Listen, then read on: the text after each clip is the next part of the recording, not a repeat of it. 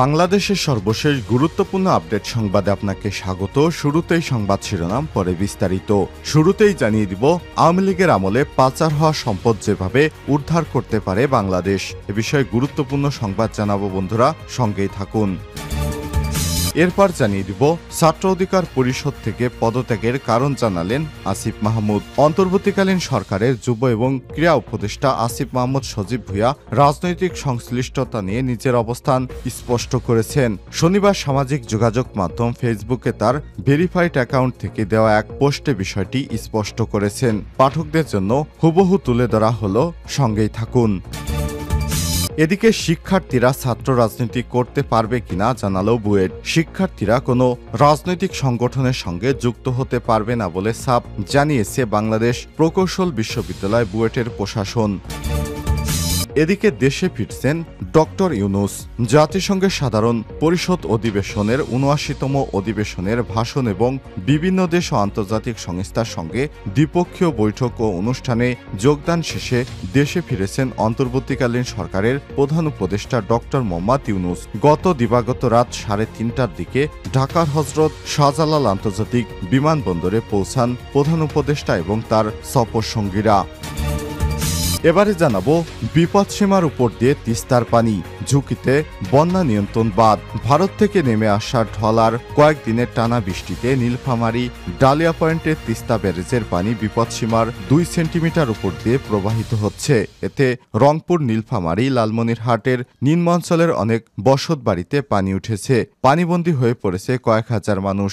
রাস্তাঘাট ডুবে যায়, সড়ক বিচ্ছিন্ন হয়ে পড়েছে ওইসব অঞ্চলে। পানির চাপ বেড়ে যায়, বন্যা নিয়ন্ত্রণ বাঁধগুলো ঝুঁকিতে পড়েছে, শঙ্কা দেখা দিয়েছে বন্যার। এবং সর্বশেষ জানিয়ে দিব হাসান নাসরুল্লাহর মৃত্যুতে ইরানে ৫ দিনের শোক ঘোষণা। ইসরায়েলের হামলায় লেবাননের প্রতিরোধ যোদ্ধা দল হিজবুল্লাহর প্রধান হাসান নাসরুল্লাহ হত্যাকাণ্ডের প্রতিশোধ নেয়ার অঙ্গীকার করেছে ইরানের সর্বোচ্চ নেতা আয়াতুল্লাহ আলী খামেনি। এছাড়াও তার মৃত্যুতে ইরানে ৫ দিনের রাষ্ট্রীয় শোক ঘোষণা করা হয়েছে। খবর বার্তা সংস্থা রয়টার্সের। ইরানের রাষ্ট্রীয় টেলিভিশনে পড়া এক বিবৃতিতে আয়াতুল্লাহ খামেনি বলেন, হাসান নাসরুল্লাহ একক কোনো ব্যক্তি ছিলেন না, তিনি ছিলেন একটি পথ ও একটি চিন্তাধারা। এই পথ অব্যাহত থাকবে। তিনি বলেন, শহীদদের রক্তের প্রতিশোধ ছাড় দেয়া হবে না। প্রিয় দর্শক, এতক্ষণ শুনছিলেন সংবাদ শিরোনাম, এবারে বিস্তারিত। তবে তার আগে বন্ধুরা অনুরোধ থাকবে এই সংবাদটিতে একটি লাইক দিন। এই চ্যানেলে আপনি নতুন হয়ে থাকলে আমাদের সংবাদটি দেখতে দেখতে চ্যানেলটি সাবস্ক্রাইব করে রাখুন। কমেন্ট করে আপনার মূল্যবান মতামত জানিয়ে দিন বন্ধুরা, আপনি বিশ্বের কোন দেশ থেকে বা বাংলাদেশের কোন স্থান থেকে আমাদের সংবাদটি দেখছেন এবং শুনছেন। এবারে বিস্তারিত। আওয়ামী লীগের আমলে পাচার হওয়া সম্পদ যেভাবে উদ্ধার করতে পারে বাংলাদেশ। অর্থ পাচারকারীদের বিরুদ্ধে নিষেধাজ্ঞা আরোপ এবং সম্পদ জব্দ করার ক্ষেত্রে অন্তর্বর্তীকালীন সরকারের উচিত অন্য সব দেশের সরকারের সঙ্গে কাজ করা। ২০২২ সালের সেপ্টেম্বর শেষের দিকে বাংলাদেশের বৈদেশিক মুদ্রা রিজার্ভ কমে যায়। তখন সাবেক প্রধানমন্ত্রী শেখ হাসিনা সরকার প্রায় ৪.৭ বিলিয়ন মার্কিন ডলারের বাজেট সহায়তা চাইতে বাধ্য হয়। একই সময় যুক্তরাজ্যের দৈনিক দ্য ফাইন্যান্সিয়াল টাইমস বাংলাদেশি ঘড়ি সংগ্রহকারী আহমেদ রহমানকে নিয়ে একটি প্রতিবেদন প্রকাশ করে। আহমেদ রহমান হলেন সাবেক প্রধানমন্ত্রী শেখ হাসিনার প্রভাবশালী উপদেষ্টা সালমান এফ রহমানের ভাগ্নে। বর্তমানে সালমান এফ রহমান কারাগারে রয়েছেন।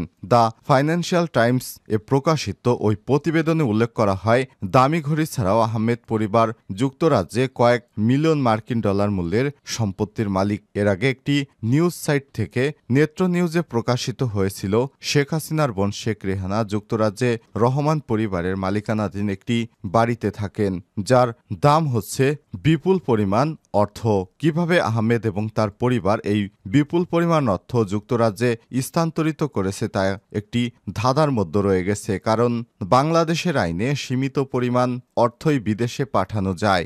বাংলাদেশে হাসিনার শাসনামলে ক্ষমতাসীন এলিটরা বিদেশে অসৎ উপায়ে অর্থ পাচার করেছিল।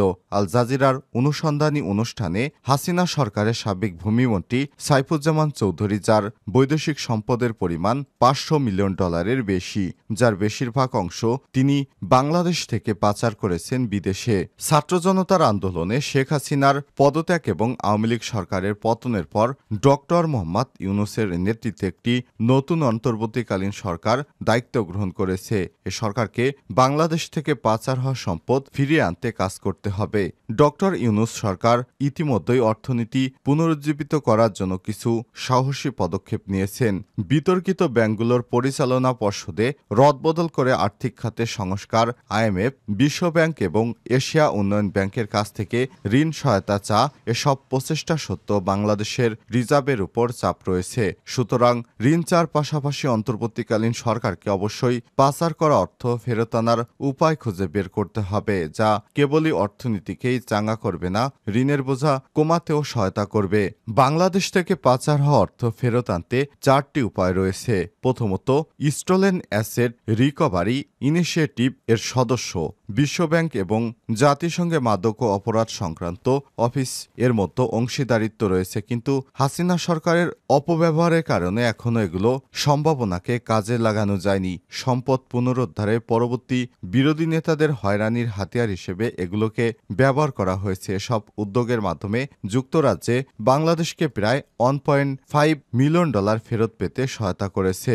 দ্বিতীয়ত, অন্তর্বর্তীকালীন সরকার সন্দেহভাজন অর্থ পাচারকারীদের বিরুদ্ধে নিষেধাজ্ঞা আরোপ এবং তাদের সম্পদ জব্দের জন্য অন্য দেশের সরকারের সঙ্গে কাজ করতে পারে। তৃতীয়ত, মার্কিন যুক্তরাষ্ট্রের বিদেশি কূটনীতি কৌশল আইন একটি গেম চেঞ্জার হতে পারে। এক্ষেত্রে উল্লেখযোগ্য উদাহরণ হল সাবেক শিক্ষামন্ত্রী নুরুল ইসলাম নাহিদের সহযোগী মন্নত রঞ্জন বারে, যিনি দুর্নীতির মাধ্যমে অভিযুক্ত হয়ে 2020 সালে এপ্রিলে মার্কিন যুক্তরাষ্ট্রে পালিয়ে যান। কয়েকজন হলেন সাবেক ভূমিমন্ত্রী সাইফুজ্জামান, এছাড়া রয়েছে সালমান এফ রহমানের ভাগ্নে সালমান এফ রহমানের ছেলে, যারা যুক্তরাষ্ট্রে বিনিয়োগ করেছেন বলে জানা গেছে।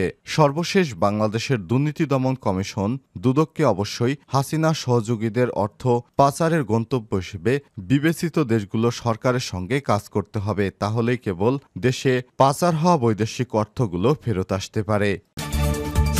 ছাত্র অধিকার পরিষদ থেকে পদত্যাগের কারণ জানালেন আসিফ মাহমুদ। অন্তর্বর্তীকালীন সরকারের যুব এবং ক্রীড়া উপদেষ্টা আসিফ মাহমুদ সজীব ভুঁইয়া রাজনৈতিক সংশ্লিষ্টতা নিয়ে নিজের অবস্থান স্পষ্ট করেছেন। শনিবার সামাজিক যোগাযোগ মাধ্যম ফেসবুকে তার ভেরিফাইড অ্যাকাউন্টে দেখ পোস্টে তিনি এসব স্পষ্ট করেছেন। তিনি ফেসবুকে হুবহু যা লিখেছেন।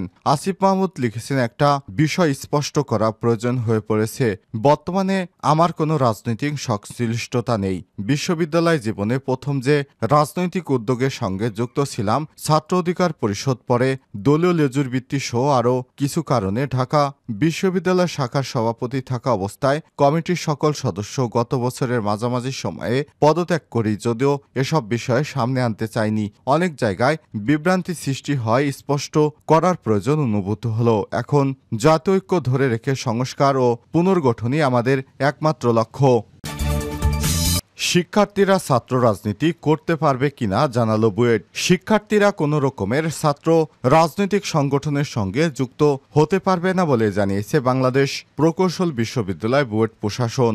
গতকাল বিশ্ববিদ্যালয়ের রেজিস্ট্রার অধ্যাপক ডক্টর মোহাম্মদ ফোরকান উদ্দিনের সই করা এক বিজ্ঞপ্তিতে সব তথ্য জানানো হয়েছে। শিক্ষার মান, মেধার যথাযথ মূল্যায়ন এবং আন্তর্জাতিক অঙ্গনে বুয়েটকে মর্যাদাপূর্ণ অবস্থানে উন্নীত করার লক্ষ্যে এমন সিদ্ধান্ত নেওয়া হয়েছে বলে জানিয়েছে বিশ্ববিদ্যালয় কর্তৃপক্ষ। বিজ্ঞপ্তিতে বলা হয়েছে, বুয়েট অর্ডিন্যান্সের বোর্ড অব রেজিস্ট্যান্স অ্যান্ড ডিসিপ্লিনের 16 নম্বর ধারায় একাডেমিক কাউন্সিলের 505তম জরুরি সভায় সর্বোপরি রাজনীতির লেজুরবৃত্তায়ন নিবৃত্ত করার লক্ষ্যে কিছু সিদ্ধান্ত গ্রহণ করা হয়েছে। আর তাতে বলা হয়েছে, এই বিশ্ববিদ্যালয়ের কোনো শিক্ষার্থী বিশ্ববিদ্যালয়ে অনুমোদিত কোনো ক্লাব বা সোসাইটি ব্যতীত কোনো রাজনৈতিক দলে লেজুরবৃত্তি অথবা অন্য যে কোনো সংগঠনের সঙ্গে জড়িত হতে পারবে না। শিক্ষার্থীদের বিশ্ববিদ্যালয়ে অধ্যাদেশ নিয়মসমূহ যথাযথ পালন করতে হবে এবং তা অমান্য করলে অধ্যাদেশের বর্ণিত নিয়ম মোতাবেক তাদের বিরুদ্ধে যথাযথ ব্যবস্থা গ্রহণ করা হবে।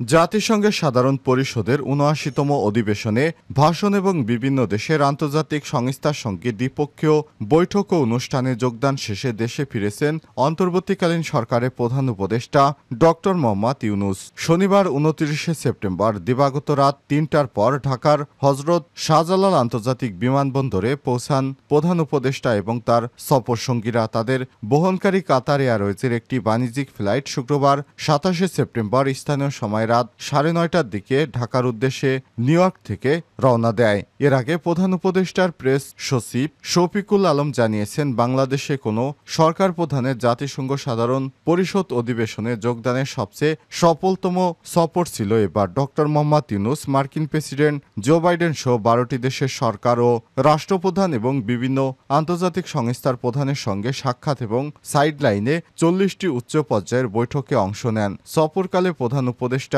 অধ্যাপক কর্মতৎপরতা বাংলাদেশের সঙ্গে আন্তর্জাতিক বিশ্বের অর্থনৈতিক এবং কূটনৈতিক সম্পর্ক ও অংশীদারিত্ব এগিয়ে নেওয়ার ক্ষেত্রে বিরাট অবদান রাখবে বলে আশা করা হচ্ছে।